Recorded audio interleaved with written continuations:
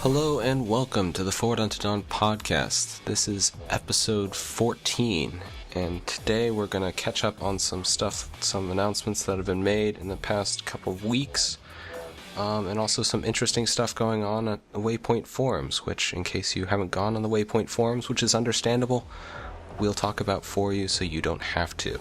Joining me is, as always, Danny. Hi, Leo. And Isaac. What's up? So the big stuff that we've missed going back is at E3, they announced what everyone suspected was coming anyhow, the Master Chief Collection, which is Halo 1 Anniversary, Halo 2 Anniversary, Halo 3, and Halo 4, with everything bundled together. It wasn't suspected, it was leaked. Yeah, Just want to point that out, it was leaked a long time in advance and denied.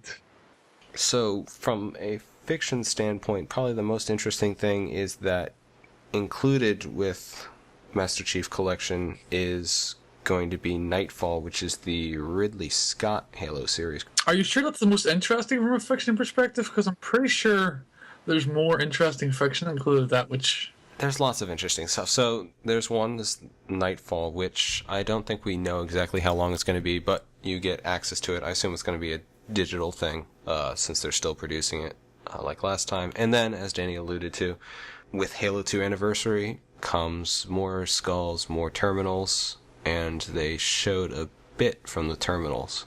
For Halo 2 Anniversary, the story terminals, well, it's not just the terminals, the big thing. Like in Halo 2, the cutscenes are being redone by Blur, which means they're literally like redirected, reimagined, and everything.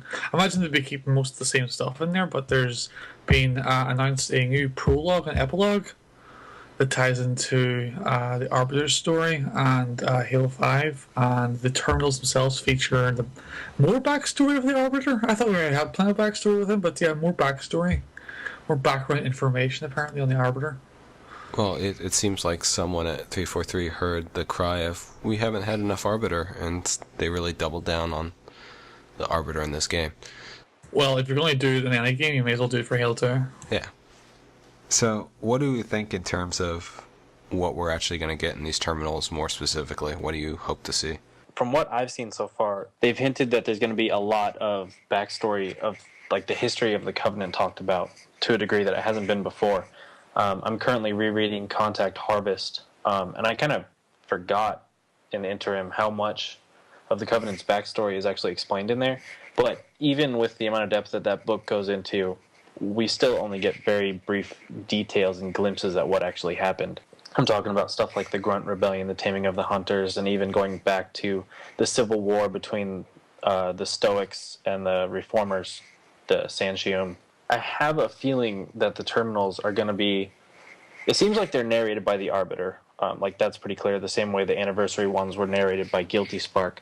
But I have a feeling he's going to go back and retell a lot of the history of the Covenant, and we're going to get to see it in the same way we got to see a lot of the Human Forerunner War and the Forerunner Flood War and the Halo 4 terminals. Yeah, so you kind of picked apart the trailer on the Forward Unto Dawn forums, and so you've got some random Forerunner device kind of in the corner of one of the shots with the elites. I imagine that that's going to be, like, they're going to go into first contact. I'm hoping, at least, that they're going to go into first contact between the elites and the prophets and kind of show some of the even more zealous elites that were trying to safeguard the relics from the tampering reformers. And so that one shot, which we might add to the cliff notes of the podcast, it looks to me like it's elites trying to safeguard a relic from... I mean, we don't see what they're shooting at, but I imagine they're fighting against the prophets. That shot of the prophets standing upright and a bright area looks rather interesting. They definitely look a lot more like the descriptions of the ancient prophets than the ones we see in Halo 2 and Halo 3. Yeah, so I've always been really interested in the prophets' history. I mean, a while back I wrote an article about it on Forward Unto Dawn, and I'm sure most of that's out of date by now, but the de-evolution of the prophets of the Sanshium over time, not at the hands of the Forerunners, obviously, but through their own devices and after fleeing from their home world and kind of stagnating with this population of less than 1,000 individuals for literally thousands of years. Being able to see that degeneration is going to be really cool if they play it out properly. Other things is there's some battle which everyone seems to have taken as, and I think it's reasonable to assume it's High Charity. And so, Isaac, you were speculating that it was going to be a flashback to the Grunt Rebellion. Yeah, I mean, if you look at one of those pictures, I think, or one of those clips, it's an elite kind of shooting at some blurry figures in the background, and to me it seems like it's a collection of grunts and maybe a few other species that are allied with the grunts in that conflict. And as it pans up, this phantom gets destroyed, and the only body that you can see fall from it is a grunt. Now, obviously, that doesn't mean it's the Grunt Rebellion, because there's usually grunts and phantoms, but the fact that it's taking place on High Charity and is part of this terminal series that goes into the Covenant's history before the Schism, like, it seems to me that that's got to be the Grunt Rebellion, because it's the only thing we've had referenced that kind of fits the bill. That's it. I'm not 100% convinced. If you actually look at the dialogue coming from the Arbiter himself, it suggests there's something in his past that he hasn't really talked about before. Maybe. Well, what if that's not in the? He says, what was the exact quote? How well do you know your friend, human, and what would you call me if you knew the truth of what I have done? Yeah, see, I don't think that is about something that happened in the past. I think that's something that happened since the events of Halo 3. All this extra material is supposed to give you a sort of launching pad. That's the reason why it exists in the first place. Let's not beat around the bush, you know what I mean? They're not here to give us a nice, colourful history on the Covenant, you know what I mean? They're here to sell us Halo 5. And all this is to help oil that machine. So I don't think... On that basis alone, you know, and there's things like that new ship that we see being piloted, the weird 4-finned ship, 5-finned, the purple ship that we see flying through it, which looks like High Charity, but we don't know if it is High Charity or not. Do you remember that part of the trailer? Mm-hmm. Like, where does that fit in? Like, what the hell? I don't know. I think it would be absolutely awesome if they used this opportunity to try and set up a new status quo. We know since the end of Halo 3, the whole universe has been shaken up, and basically the only thing we've gotten out of that is kind of pissed off elites, and we've always had pissed off elites, you know, after their wee breakup, as it were, with the Covenant, and that hasn't really changed the dynamics at all. Only trying to undermine them, also trying to keep at peace with them. Like, where have the brutes gone? Where have the gas bags gone? Where have the prophets gone? You know what I mean? Like, there's half a universe of people, of races, suddenly just disappeared. Yeah. There's a lot going on in the shadows that we are not kind of privy to. And we know as well about the human insurrection finding new ground after the fallout. You know what I mean? After the fallout of the war, because they've been left alone, and you know what I mean. We have black markets now with nukes being traded openly, that sort of stuff. You know what I mean? And worse technologies being spread around. So I don't understand why we're not getting more of that, and why that itself isn't being presented as more of a threat. It's like, oh no, the elites are grumpy again. Like, are we going to have that story like a million times more with Halo 5? Because I'm kind of sick of it. You know what I mean? So this trailer, these pictures we're seeing here of new ship designs, new versions of the prophets, and all these mysteries and stuff. That's my hope that we're finally getting something new. Well, here's what I think. We know. I got to go back to like the end of Halo 3, and after the Covenant broke apart and the elites started killing all the prophets that were on their ships. You have to realize, first of all, the Covenant is predominantly male in terms of the forces that they put in their military, and so far, from what we've seen, that includes the prophets as well. So most of the prophets, most if not all of the prophets that were on elite ships were male, and we can assume that pretty much all of them were killed. So only the ones that were on brute ships or any other ships that happened to be floating out there managed to survive, and then all of the female population that was on High Charity was destroyed by the flood. So We know originally they had less than 1,000 members of their race when they fled their homeworld. And now they've got, I think they've got to have less than 100 individuals left, realistically. So the prophets have been talked about in recent fiction, just kind of briefly mentioned that they disappeared along with the Huragok. But you have to wonder, why would they hint at them having some future role to play if there's so few of them left? Like, I really don't see the prophets, prophet remnants of the covenant coming back. I think part of the reason that they're going back and telling so much of the covenant's backstory, like seemingly all the way back to the prophets leaving their homeworld and meeting the elites, is so that people who haven't necessarily read the books and will only play Halo 2 Anniversary will have the backstory they need when that fiction comes into play in future story. And I don't think it's going to come into play in the sense that the prophets come back and pose a threat, because that's a little simple and doesn't make that much sense to me, given, like I said, their numbers. But if you think about the history being told, when the prophets left their homeworld, there was still, the majority of their species was still on the planet and was refusing to tamper with this Forerunner tech for fear of, punishment from the gods.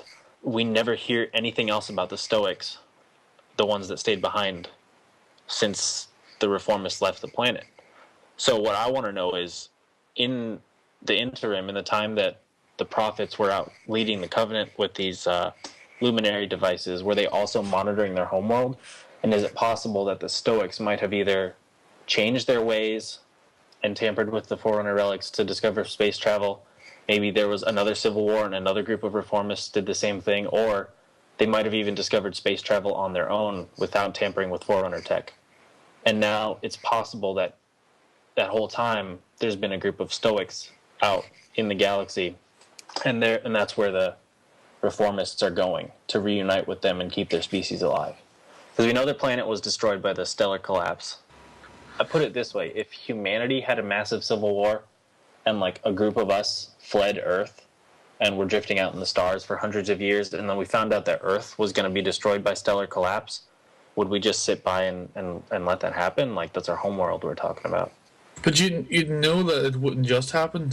You know that people on there would try to get off it at least. You would want to keep an eye on it at the very least. Mm-hmm. And that's what I'm saying. I think there's a lot of history with the Stoics that we haven't heard about, and I think they're going to come back into play. That's my suspicion. That would be wonderful, but actually, it's even possible that the ship that crashed on Installation 04 in the Halo Anniversary terminals that everyone is wondering about, that could be a precursor to, well, you got to be careful using the word precursor, but that could be an indication. It's like prepping Halo fans for the fact that there are other aliens out there that we don't know about, and eventually it's going to get tied up in this prophet civil war. Sorry, I hope they actually do introduce more alien species, but that sounds like a pipe dream. And now we have another human character, who's basically going to be the Halo 5 version of the Arbiter, where I'm convinced you're going to be switching places between him and the Chief, a la Halo 2, setting him up to be the Arbiter-esque character, you know what I mean? It seems... What do you guys think? I never thought about that. That's an interesting idea. Because you'll play him, and then you'll play the Chief. You play the guy following the Chief, who's always one step behind, and the Chief, who could be, one step ahead without realizing it. You know what I mean? The Chief's just doing his thing, which is being lovelorn over Cortana. Jesus Christ. I hate saying that or thinking it, but that's apparently how it is. That's not how it is. I think it's hard to actually say whether... Because I kind of feel like they might have put that together just using bits of the Halo 2 Blur stuff. And so it might just be another tone poem, I guess you would say, compared to actually indicative of what's going to happen in the actual game. Let's also remember when they first showed the anniversary terminals, I think it was at Halo Fest actually, they had a bit that was narrated by Guilty Spark using dialogue that never actually showed up in the terminals or anywhere else. Like, it was made just for the trailer. I don't think all our lives are at stake as a throwaway line, because it's our only indication, really, about the agency, about Locke's mission. The only reason why he's doing what he's doing. That's the only hint. I don't think they're going to screw around with that. You know what I mean? I mean, I think it could be a lot of things, but I mean, at the end of the day, all the games, there's always a great galaxy-stopping threat. That's just the way, the nature of the beast. So it's not surprising there's going to be another one. Then you might look to the guy who solved your other issues. But it's the thing. It's like, oh no, only the chief can help us now. Really? Are we like that? What's he going to do? What, luck his way into winning a getaway is? Well, I think 343 is cognizant of the fact that you can't have year one, even as he's an incredibly recognizable character, you can't have him ultimately be the driver of all your stuff. That this is just a step of, like you said, he could be like a dual protagonist. Or I don't know, it would probably be a detagonist in this case, but either way, I don't think that they're going to just suddenly get rid of the chief, but I think that they're going to at least address his importance. I think they're not going to get rid of the chief at all. It's they Jesusify him.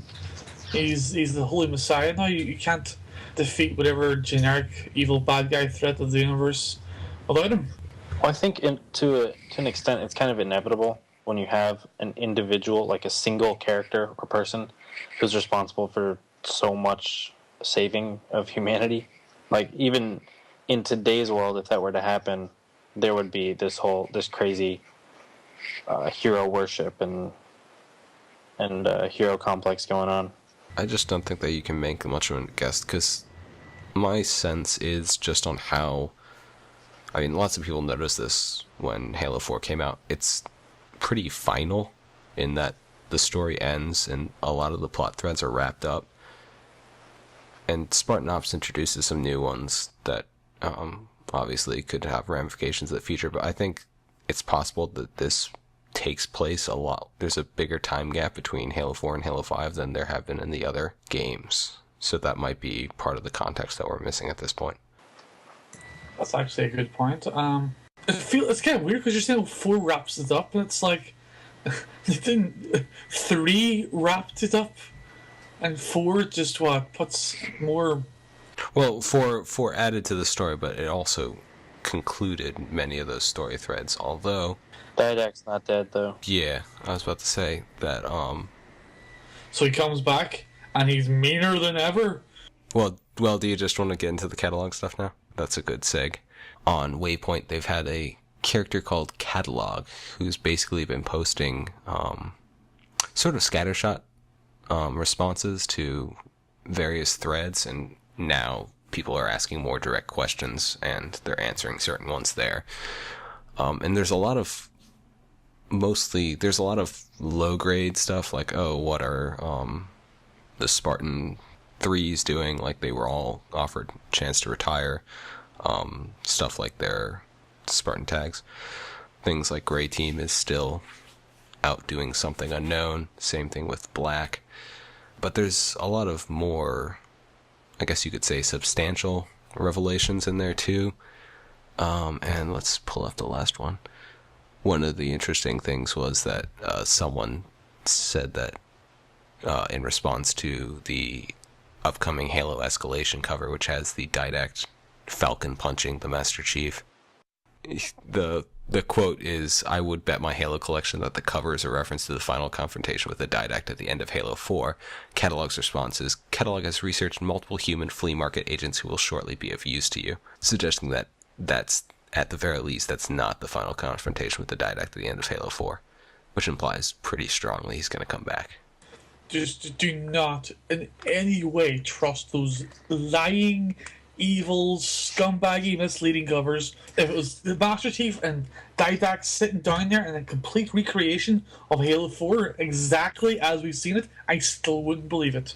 They have lied that much to me. I refuse to believe it until I finish reading the damn comic. That just suggests that there actually might be something related to that, as opposed to just being a kind of random cool piece of art they slapped on the cover, though.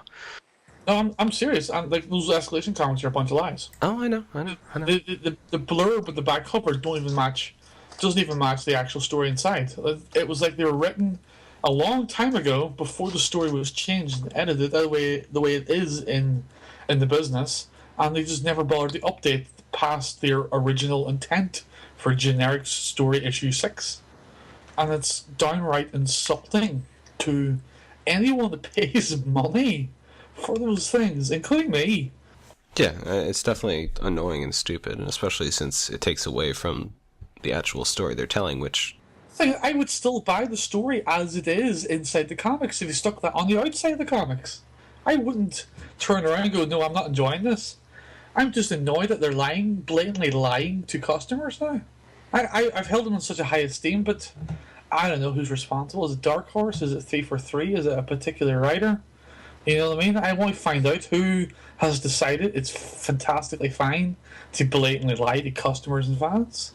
Yeah, among the other stuff that I pulled out from the catalog posts, which I thought was interesting, was it's, of course, a lot of these things are written in with little Latin phrases and brackets and stuff, sort of like the Halo 3 terminals, so there's a lot of interpretation implicit in using them for answers, but in response to what criteria allows certain humans to be designated as reclaimers, the response is that basically status is confirmed by analysis of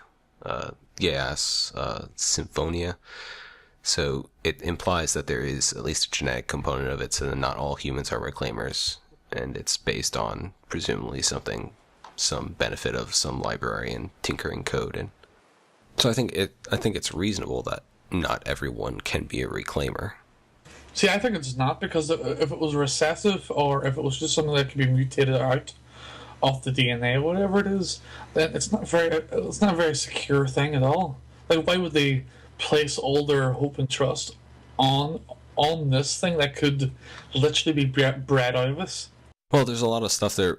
There's a lot of places where mutations don't occur. I mean, in terms of what's actually expressed in the genome. So, I mean, it's getting out of my wheelhouse, really, in terms of biology. But I'm saying there's plenty of wiggle room to play with.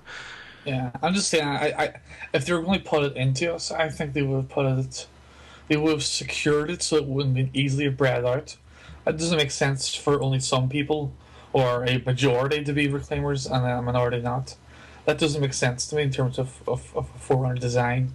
Well, I think we'll have to see how that might play into the future story until we really know the effect of how much that's going to influence and affect. In terms of other interesting things for me that were worth picking out, someone asked who built the various ancient ruins on installation in 05, which at the time they have Cortana speculates that they were put there to honor them, but they're obviously older, far older than the rings, and especially given what we know now about when the rings were built, it seems really odd that there be ruins put on there. But the answer is record of surface fittings at Delta site sealed by authority of the Ecumen Council, which is an interesting non-answer. Obviously suggests that there's something important about them. Whether or not that will tie into something in the future or what we see in Halo 2 Anniversary is an interesting question. Yeah, I've always wondered about those. I mean, initially, I think when Bungie was in control of the franchise, it was initially like Forerunners were on the Halo installation, Halo was activated, then they were reseeded, or somehow there was a population of Forerunners that were still on the Halo ring, and at the time, Forerunners were humans. Like there was no question about that in Bungie's interpretation of the universe. And so, after losing their culture, they kind of started to preserve what was already found on the ring, in my mind. Yeah. Anything else in the catalog post that you want to talk about? Is there anything else you've caught your guys' eyes? Yeah, okay, so one of the other catalog posts was, Dave, you should just read it if you've got it pulled up. One of the queries was, are humans worthy of the mantle, or must they first show their capabilities through a test of sorts? And the catalog spits out this sort of system error jargon. That query contains logic plague markers, process quarantine, and it reboots itself. And if you don't remember, the logic plague is sort of the name given to sort of the quote-unquote disease that the Gravemind presumably infects mendicant bias with, and then who infects other Forerunner AIs with. And I think what this post seems to suggest to me, especially based on the fact that I think it was the precursor that mentioned the test that humanity was going to go through and that the Forerunners had already failed. I think what this seems to indicate to me, because the user posted something regarding this test and reclaiming the mantle, and this catalog character has immediately recognized this as indication of the logic plague. So I think what this is trying to say is that the logic plague, or at least the idea of this test, that the flood is a test that species have to go through, is part of the logic plague that the precursors in the Gravemind use to sway species over to their side. The same way that mendicant bias was over those, 42 years that he talked with the Gravemind? Yeah, something like that, 40 odd years. Or with the precursor, the timeless one. Yeah, I mean, the idea of the logic plague is still so undefined. Like, is it a literal plague that goes in and infects the mind, or is it just convincing someone through persuasive reasoning, or some sort of combination of both? It kind of gets into the question of the nature of AIs, but I think you could also see it as a plague in terms of if mendicant bias is the Medarch, the ultimate AI basically, and you're able to convince him, like through however many deterministic reasonings or whatever, calculations per second, if you break it down to a machine logic, then if he's convinced, there's no way that any other lesser AI wouldn't be convinced faster. So it could be seen as a plague in that sense, that the sort of logic, the irrefutable logic that the Gravemind's right, can be transferred that way. That's how I look at it, at least. It makes sense as well. If you can break the top level security, every other level of security is not going to be offering you a challenge anymore. So you get the one target, and that one target gives you access to everything else. So it could be an infection-based thing, where as soon as the top one's cracked, the bottom ones are all at risk then, and they are attacked in the same way, or whatever. I don't know. It just sounds like a nice sci-fi thing, doesn't it? Yeah, so we drop some logic bombs here. Why? Yeah, and there was a post that mentioned the catalog, I believe, was communicating with Forerunner facilities on Mars, correct? Mm-hmm. Edom, which, as we know from the first Forerunner Greg Bear novel, is Mars. And then what was the name of the facility it was communicating with? Edom Terminal. Terminal, oh, that's interesting. Yeah, Edom Terminal / juridical. So obviously there's something on Mars worth finding out. It kind of brings me back to Mass Effect and the Prothean ruins on Mars, but I guess that's a whole different series to talk about. But just, I like the idea of these ancient ruins on Mars. That's actually something that's popped up in a lot of, sci-fi universes, but also games in particular. I just recently finished playing the Doom 3 BFG edition. I was just kind of slowly working through that for completion's sake, because I love that game. And I had totally forgotten about the whole ancient Martian society thing. It's interesting that it continually pops up in games like that. But maybe there will be some information at this Mars juridical terminal that will play into the future fiction. Yeah, what's interesting is that it gives a couple of responses. That the first, the connection's lost, and it tries contacting again, the connection's refused, and then the connection's locked, which implies that something there is still active. So that could be a plot hook for the future. It's nice that they're doing it, and I hope that, obviously, as we've talked about the issues with Halo 4's plot, I hope that none of this is totally essential. They're just dropping it in a forum that few people read. Ignoring Danny, I would just recommend that if anyone hasn't checked out these catalog posts yet, you definitely should. Yeah. And they're actually pretty easy to find. They're pretty easy to find if you just go to the catalog's profile and look at last 10 posts. Yeah. We'll drop a link in the show notes. You have to get through the Latin phrases being used and all this made-up fluff that they use. Because we've never had to put up with that in Halo before. I prefer straight answers. I don't like flapping about. I hate. Here's your straight answer, and we're going to decorate it with flaff. I call that engaging the fan base while simultaneously covering your butt. Yeah, pretty much. You didn't interpret that right. Sorry. But I'm glad to see it. I want more of it. That's the sort of content I will always enjoy as a fan, you know? So more of it, please.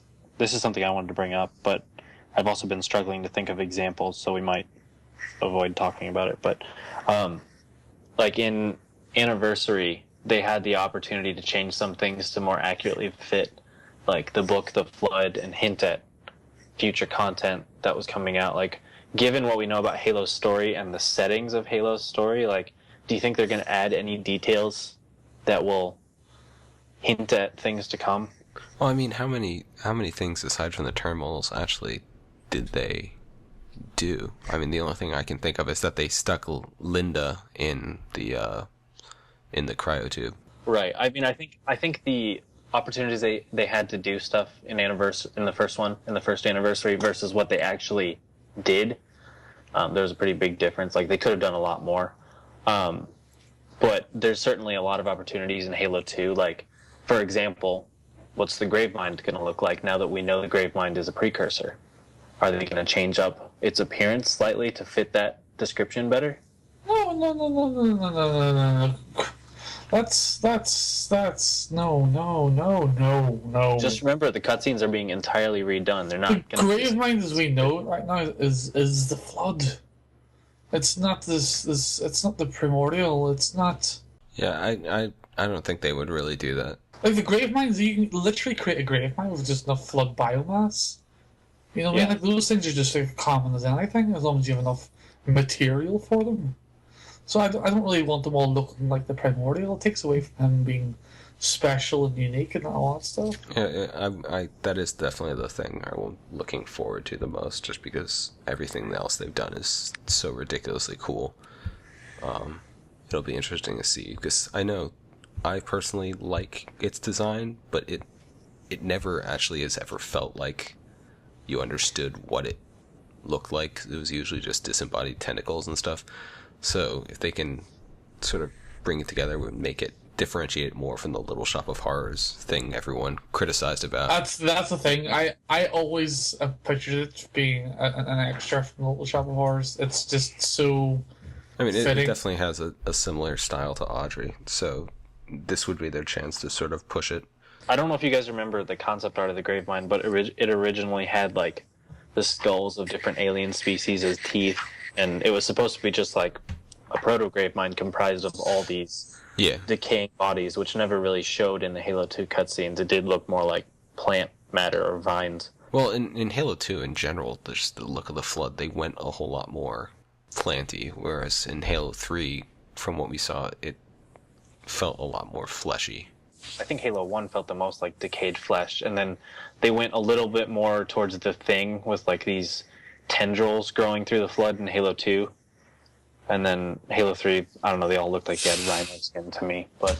I wouldn't mind, actually, if they went back and give it a slightly more gruesome redesign. Because of Blur, like, it has to be photorealistic. I don't want a photorealistic, planty sort of Flood. Mm-hmm. I want a disgustingly fleshy... Well, it could also be, I mean, you always had that, all the little Flood biomatter, like, coming off stuff, like just imagining what that would look like done in a photorealistic way, just like oozing this stuff. Yeah, that might just be all you need to really make it pop. Is it wrong that I'm actually looking forward to the Halo 2 cutscenes more? Like, imagine just the opening cutscene with the Arbiter. Oh my god, no. Photorealism, like, Jesus Christ, fuck Nightfall. I want to see that. What about High Charity's, like, stage or whatever without more than, like, 30 people? Just everything, every cutscene, I love it. The Mark of Shame, and then Cairo Station. Oh, the whole ceremony at Cairo Station. Everything, man. Every cutscene in Halo 2. Halo 2 is where the story went bananas, where they really, really exploded everything that was in there in terms of space opera. And we finally get all that in glorious, ridiculous Blur CGI. Jesus, that's just... The only thing I'm kind of concerned about is obviously making things better, and you don't have... I mean, I'm sure there were some camera angles in Halo 2 that were done primarily to, alright, well, we have to hide this stuff so we can get a decent frame rate and engine, but like when they have the in the Halo 5 trailer, they show an alternate version of Chief arming the bomb where he just sort of kicks it down, which I think is probably makes a little more sense than him going into this crack that they just made 5 seconds before. But then you wouldn't be able to see the inside of the reactor and everything. Yeah, but I'm saying like that to me goes beyond presentation and camera angles to something. He's changing how history happened, and so that's what I'm a little concerned about. Where I don't want them to go, where I want them to make everything look as you imagine it when you play it back in your head, and not as when you go back and realize that this is what it looked like in 2004. Yeah, now that you mention it, that is. Like, there's the risk that could change a lot of things. Yeah, like you don't want a stupid Han shot first thing when there's no reason for it.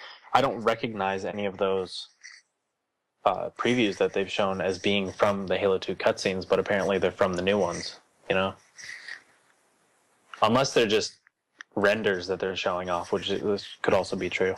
For the close-up characters that we've seen, I think a lot of those are just renders. The Chief Bomb thing, I think, is taken directly from the game. I think that's how it's going to look like. They're not going to redo the whole fucking scene just for a change of camera angle.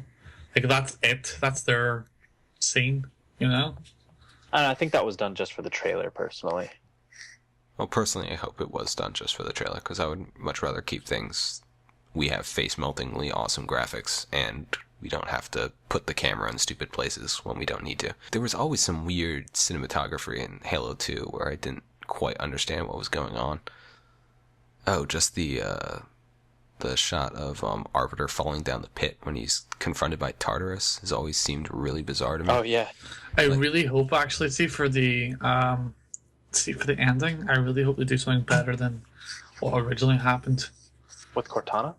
No, the original ending of Halo 2, where it's like, yeah, the Chief is getting ready to start the fight. Yeah, he's coming. Yep, Oh, credits. Yeah. I've never really been upset about that, just because... You have to think, like, when it first came out, there were a lot of fans that were upset about it. What if they kind of changed it slightly as just, like, a nod to that upset that happened? I don't know. I feel like it doesn't really matter as much now, because... Finish the fight, okay. I don't even have to change discs. I understand that. Like, that's not what we're saying, but there has to be some kind of thing to it, you know what I mean? That they at least address it, maybe. It would be nice, you know? Like, maybe showing like an extended cutscene of how the Chief got to where he is at Halo 3, because there is that blank. Yeah. I don't know, maybe. Well, maybe I mean, if you wanted pie in the sky, someone should have bribed Marty to, like, when he left Bungie, or was fired from Bungie, that he just took those recordings of... He said that he has basically the audio mixed down of the original Halo 2 ending still. Ooh. Like, if that ever made its reappearance, it would really have to be now, you would think. So there's always that thin hope. I think that guy's finished with Halo. Yeah, he's probably going to move on to better things. There was definitely 200% more monk chant at E3 than there has been in a long time. So he was getting his residuals. Oh god. I'm happy to hear the monks again. I miss the monks. The monks are good. As much as I like going back and re-listening to it, there was actually a conversation on GAF just like a day or two ago. I really enjoy Halo 4's soundtrack. It was not well mixed in the game, but I really enjoy it as standalone. Here's what I think. I think they should have Neil Davidge do all of the atmospheric work, because as far as the atmospheric stuff goes, I will go out on a limb and say that he did a better job than Marty. No, I'd agree. In terms of like actual gameplay and action oriented music, I think that Tom Salta or Tom DeSalta, yeah. Yeah, from Spartan Assault. And Combat Evolved Anniversary. He matched Marty's vibe for gameplay and action-oriented music so much better, but also managed to push it in slightly new directions. I wish they would have Neil Davidge do the atmospheric stuff and Tom Salta do the action gameplay stuff. Well, and then if you wanted to throw another person in there, you'd have, because I know I personally don't Well, I like his stuff. I don't hold it into the same regard of some people who say Kazuma. that. Kazuma, or Janucci is Janucci stuff in Halo 4 is good. And also to be fair, I've listened to the soundtrack more on my own than playing the game, and I've also spent more time playing the game in those moments that I like the music in. So, okay. So, do we want to talk about Nightfall briefly, or anything else? well, I do want to mention one thing with Nightfall. I was reading a post. Actually, I'm not even going to try and mention the name of the site because I forget. It was like Reactive Bias or something. But there, I read a post online speculating that Locke, who is going to be this black character that we have in Nightfall, that the two are the same individual, and speculating that Locke is actually going to end up being the son of Sergeant Johnson, like having him bringing back the legacy of Johnson, but not Johnson himself, would be kind of a cool way to show that his character is still having an influence on the current universe and giving that nod to fans without, shoehorning his character directly into anything. I think that is kind of irrelevant whether he's his son or not. I mean, just from what we know, from what we've seen of, he is definitely actor Mike Coulter is going to play Locke in Nightfall. I'm going to assume that he's going to be a quieter character than Johnson, just because the line they give us is to play the main character, Jameson Locke, a rising star in a futuristic army with reservations about those in command, implies that he's probably a little less mouthy. I think that you're definitely right that people want that spiritual successor to Johnson. In the same way that you kind of need, in a game like Halo, you kind of need a character like Cortana to the voice on the radio to guide you around. I think that there's definitely room for that role. I just don't think it needs to be Locke, and especially if he's going to be the Dutagonist in Halo 5 or whatever, we're going to need someone else to be that anyhow, since it'll be the player. But we have guys. We have Palmer. We don't need any more characters. Well, that's precisely, and we've already heard your Palmer hate, so you don't need to go into it now. But I'm saying you could honestly. We heard the entire internet's Palmer hate. Yes, but you could honestly do that with Palmer. She could be that character. I don't think it's too far out of what she's been established. So there's a room for that. I don't think it needs to be Locke, son of Johnson, especially since that starts getting into the small universe syndrome, which I think cripples a lot of science fiction franchises, where everyone's related to everyone else that you see. It starts. Yeah, but I mean, Halo's culture. already kind of starting to go in that direction. Somewhat. I mean, Miranda being Halsey's daughter was. Yeah, and I'm saying I'm not sure that was a great idea in the first place either. But And what if he's the son of the chief? Huh? Yeah. that just starts more and more arguments about Spartan augmentations and child rearing, and I hate those conversations. All right. Well, in terms of speculating drastically on the plot of Nightfall, takes place on a Halo ring or not? Yay or nay? Well, the cover, what is it? Poster image Has a destroyed Halo. Yes. Yeah, I'm thinking it's either a new installation in a separate story, or this is going to be like a fragment of the original Halo ring, and they're going to basically tell an alternate story from another Marine's point of view of landing on the Halo ring, finding out that it's going to get blown up, and then trying to survive on the surface as it floats in space. Yeah, I'm trying to think. It's the logline is, a strange and treacherous world exposes elite UNSC operatives to a much deeper danger, which implies to me that it's Oni. I mean, the strange and treacherous could be plenty of worlds. I think it's an Oni insert, part of the Halo that survived. Let's go investigate it. Okay, Oni sends in a team of Spartans, led by this guy. They go look for something, and oh dear Jesus, it's not what they thought. Oh, they can't escape. Oh no, there's danger. Follow them for 11 exciting episodes to find out how to get off. I have a feeling. It's 5 episodes, by the way. 5.